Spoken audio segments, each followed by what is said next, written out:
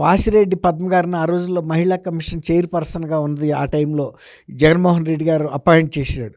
ఆమె కూడా చెప్పింది, జగన్మోహన్ రెడ్డి గారికి మానవత్వం లేదు, మహిళలకి పట్ల ఎటువంటి అకృత్యాలు జరిగినా కనీసం ఆయనతో చెప్పి అధికారులకి తగిన ఆదేశాలు ఇప్పిద్దామని ప్రయత్నిస్తే ఇలాంటి విషయాలు నా దగ్గరికి ఎందుకు తీసుకొస్తావు నువ్వు?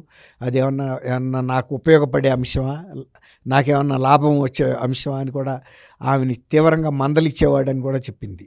అంటే ఆమె ఒక సంగతి చెప్పింది, చెల్లెల పట్ల తల్లి పట్ల కూడా ఆయన ఏ విధమైనటువంటి ప్రేమాభిమానాలు కానీ ఆత్మీయత అనురాగాలు కానీ ఉండవు.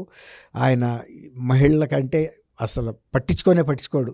ఎందుకు ఇది చెప్పాల్సి వస్తుందంటే, రోజా సినిమా యాక్టర్ ఆమె కూడా, మరి వాళ్ళ నాయకురాలు కూడా ఏదన్నా మహిళల మీద గనక అఘాయిత్యం జరిగితే కన్నా ముందు జగన్ వస్తాడని చెప్పింది.